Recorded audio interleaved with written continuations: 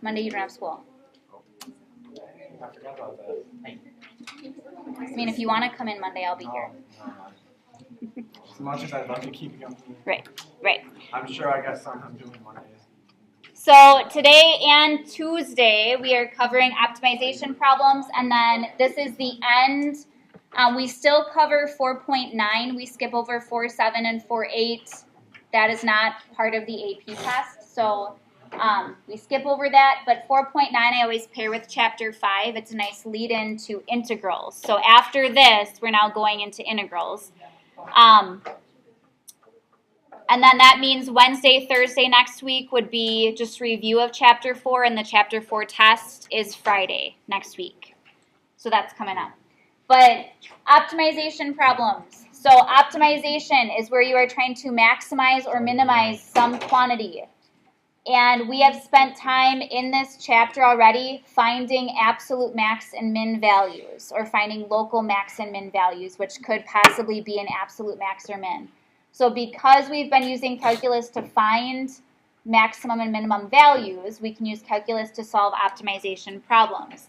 And I'm going to talk through these steps as we go through example 1.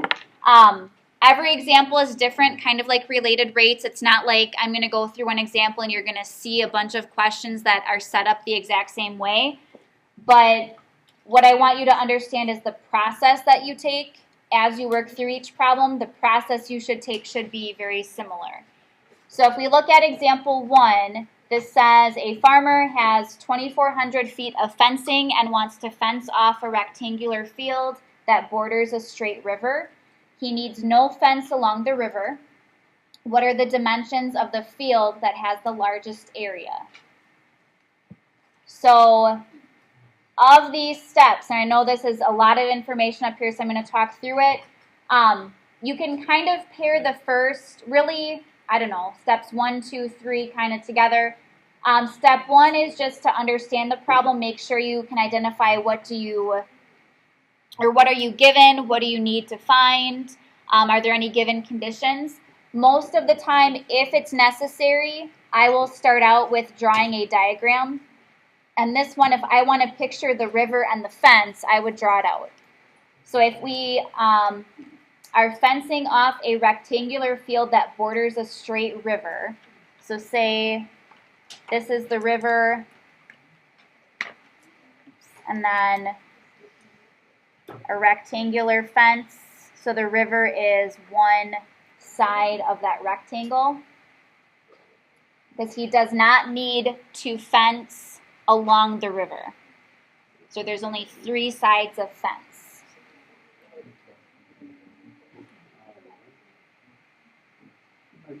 All right, so then here's where I typically start. For where it says step 3 and 4, that's kind of where we're at. So draw a diagram. Then I find it easiest if you now first identify what is it that you're trying to optimize. So you're either trying to maximize or minimize something. What are we trying to maximize or minimize? Area. We want the largest area. So I'm going to say we're trying to maximize the area of that rectangle. So that means I need an equation that represents the area of that rectangle. So if I call the width of the rectangle x and the length of it y, it doesn't matter what variables you're using as long as you're labeling. So me looking at it, I can tell where you're getting your variables from. So then the area would be length times width, so x times y. Okay, so identify what you're trying to optimize and write an equation for it.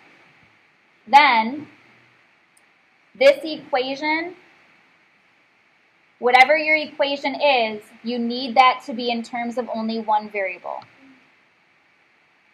So I'm going to say rewrite in terms of one variable. Okay, right now it's in terms of 2. I have x and y. I just want x or I just want y. So you should always be given some other information in the problem that you can use to set up a separate equation that will allow you to make a substitution for one of your variables. What other information are we given in our problem? The 2,400 feet of fencing, which in relation to the rectangle would be what? Okay, the 2x plus the y, so the perimeter of what we have. So if we have 200 or 2,400 feet of fencing, then we know 2x plus y would equal 2,400. Okay, we can then solve this equation for either x or y to make a substitution into our area function. So it is, looking at this, probably easiest to solve for y. So if I subtract 2x from each side, I know y is equal to 2,400 minus 2x. And then I can take what y is equal to and substitute it in for y in my area equation. So then I have that the area is equal to x times the quantity 2,400 minus 2x. And I would probably simplify this, just distribute the x. So I have a is equal to 2,400x minus 2x squared.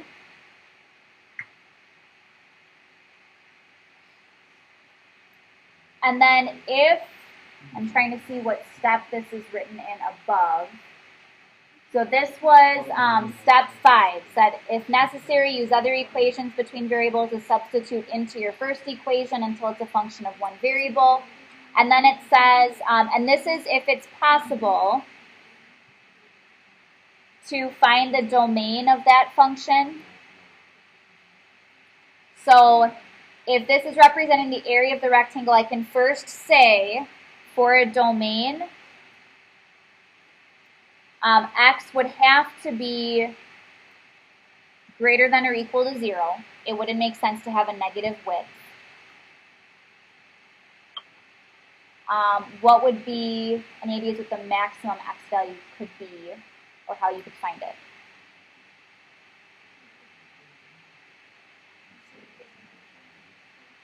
What was that?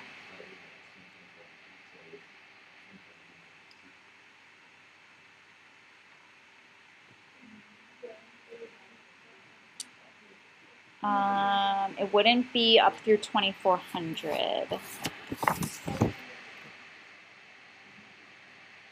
Where'd you get 1,200 from?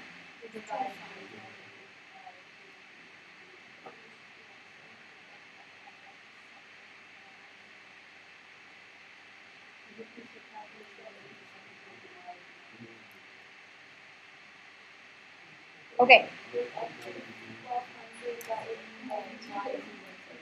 Yes. So area, the area also can't be negative. The area would have to be, I mean, it doesn't make sense to have an area of 0, but it would have to be greater than or equal to 0.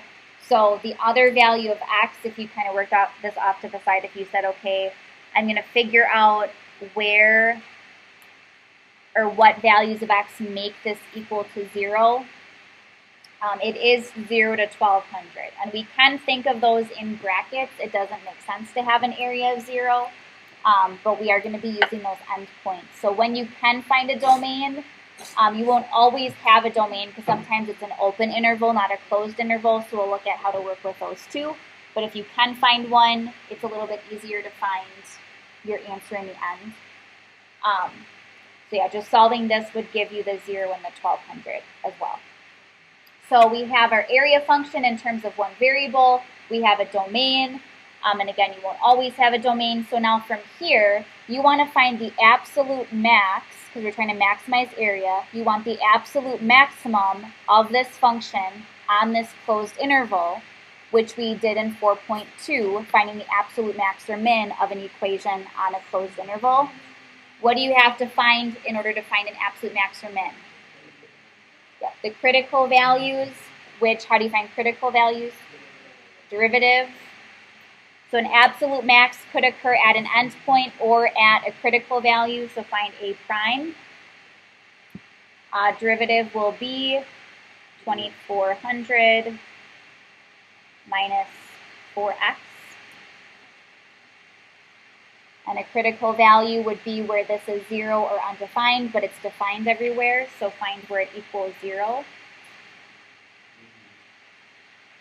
Yep, so we would have where 2400 equals 4x, which is when x is 600. Okay, so our one critical value. So using that closed interval method that we learned in 4.2, you would know that the maximum could occur when x is 600 or at an endpoint. So I could show I'm finding A of 0, A of 600, and A of 1200. And I know I'm showing this even though the 0 and the 1200 I could get from this equation. I know both of those values make the area equal to 0.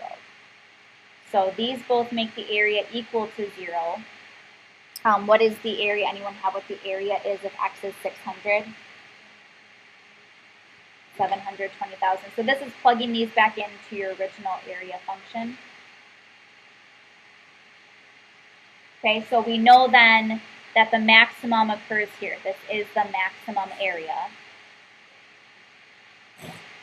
Now, it's important after you find this to actually go back and reread the question so you're actually answering the question, because the question might ask you what is the maximum area, but this question doesn't ask that. It says what are the dimensions of the field that has the largest area. So the area is not the answer. We want the dimensions. So we know x would have to be 600, so the width is 600. And this is measured in feet. And then we could find, if we know x is 600, we have this equation from our perimeter equation, or our fencing equation, that we could substitute 600 in to find y. So when x is 600, y is going to be 2400 minus 2 times 600, which is 2400 minus 1200. So the length would be 1200 feet. And those are the dimensions that maximize the area of that rectangular fence. What? Maybe. A farmer could have that scenario, right? They want the largest rectangular field. But they could. Run it. Any questions on that? Let's do it.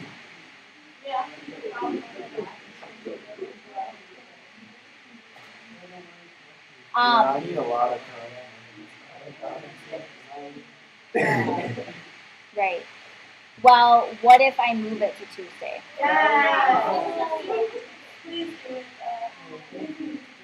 You should take it Tuesday anyway. Yeah, I'll write it down for Tuesday. Yeah. No.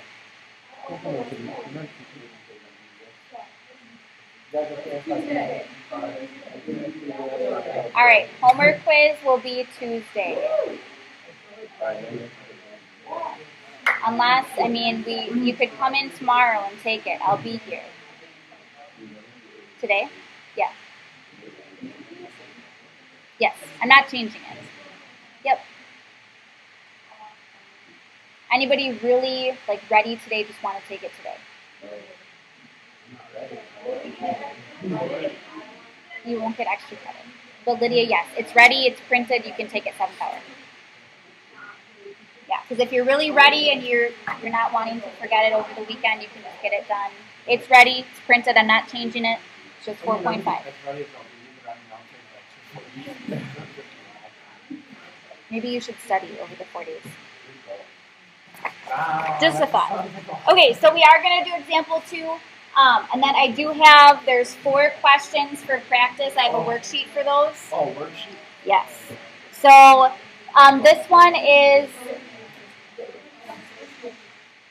the same process, overall process. Very different scenario. This says find the point on the parabola y squared equals 2x that is closest to the point 1, 4. Okay, so you could, if you wanted to, make a sketch of this. What you would be sketching is the actual graph. I mean, you could do that in your calculator as well. Just graph this to see what it looks like. If you remember from Algebra 2, it's not necessary that you know this right now, but because the y is being squared, this is a parabola that opens sideways. It's opening to the right.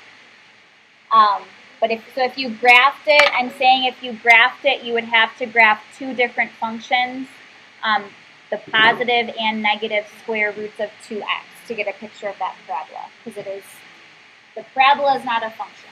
It's a sideways opening parabola. Anyway, what is it that we are trying to maximize or minimize in this problem?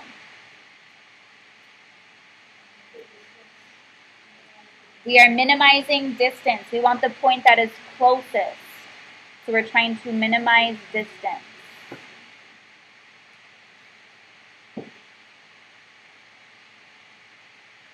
Okay, what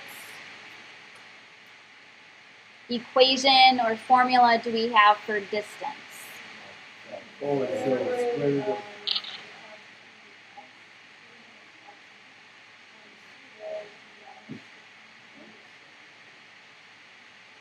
Not minus, would be plus.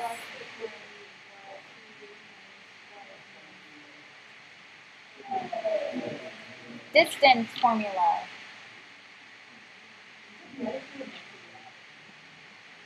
Now, and the distance formula is an application of the Pythagorean theorem, but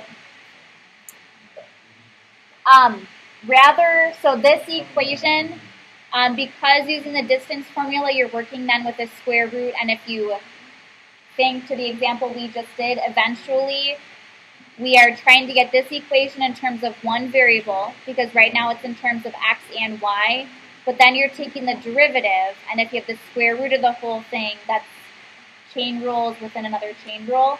So what you are allowed to do if you have an equation like this, if I square both sides, and this you have to reason why this is true, so I'll explain it. If it doesn't make sense, let me know. So I'm going to name this, I know it's distance squared, I'm going to call that capital D, so it is distance squared.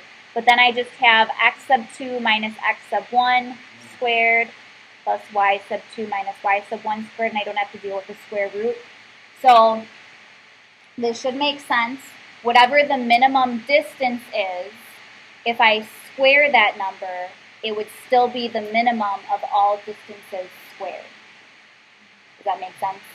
So if you take the distance, use the distance formula from the parabola to any point, whatever the minimum distance is, if I then square all the distances, the minimum distance squared would still be the smallest number.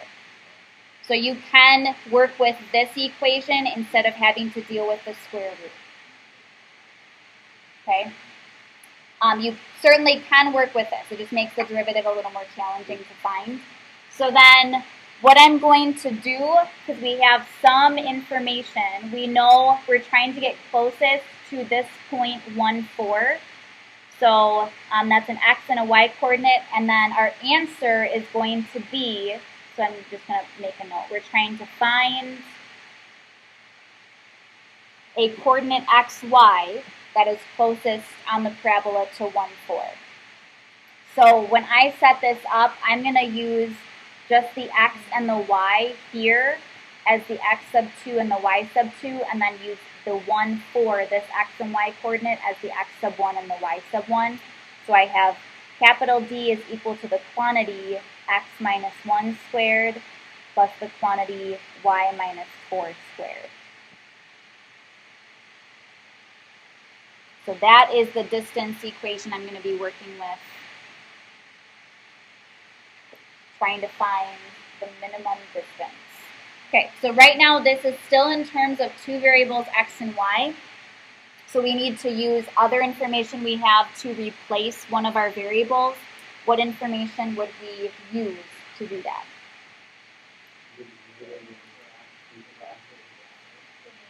Not the derivative, but Dylan, you said, I think. Yes, the equation, we're given the equation for the parabola. We know that y squared is equal to 2x. So we can solve this equation for x or y to substitute into this equation, so we just have one variable. Now, I would say it's easiest to solve for x because otherwise, if you solve for y, you have both a positive and a negative square root. So I would solve this for x, divide by 2. So I'm going to write that as 1/2 y squared is equal to x. But then I can substitute that in for x.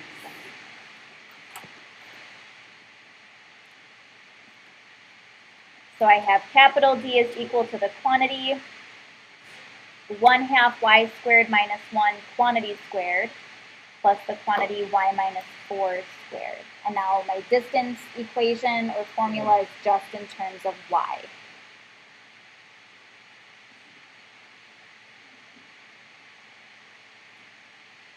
Now, there is technically a domain for this one, but it's an open interval. I'm going to show it to you, but if you didn't actually find the exact domain in this problem, you would still be fine. So if you had, this is review from Algebra 2, so using how I rewrote this, I'm just going to flip it around. The standard form of a parabola is x equals a times the quantity y minus k squared plus h. I know, like I said, this is review from Algebra 2, so if you didn't find this, you'd be fine, but I still want you to understand where it's coming from. So the vertex of a parabola, because I said this parabola, whenever it's x equals, it's opening to either the right or the left.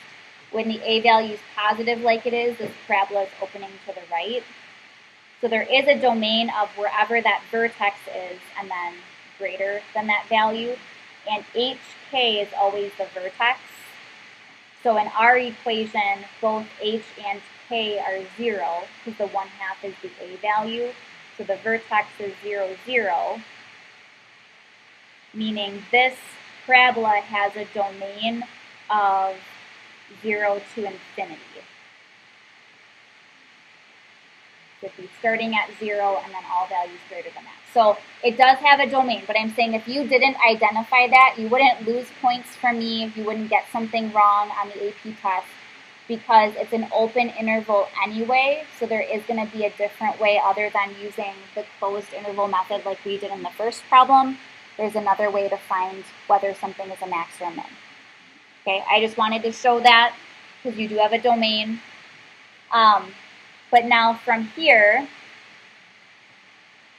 if we need to find the minimum distance, we need the critical values of this. We need the derivative. So I'm going to find d prime. And I need chain rules for both of these. So you could actually FOIL these out and then not use a chain rule. We have the chain rule, so it might be less time consuming to use that. So derivative of this first term would be 2 times the quantity 1/2 y squared minus 1, then to the first power, times the derivative of the inside, which would be 1y.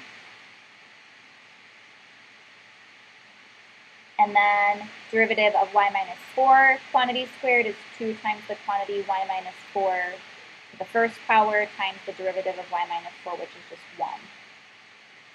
So we have, here if I simplify this, I'm going to distribute in that first quantity I have, I can multiply both the 1/2 y squared minus 1 by 2 and by y. So I would have 1y cubed minus 2y. And then I can distribute the 2 to the y minus 4. So I'd have plus 2y minus 8. And the 2y's cancel out. So the derivative is y cubed minus 8.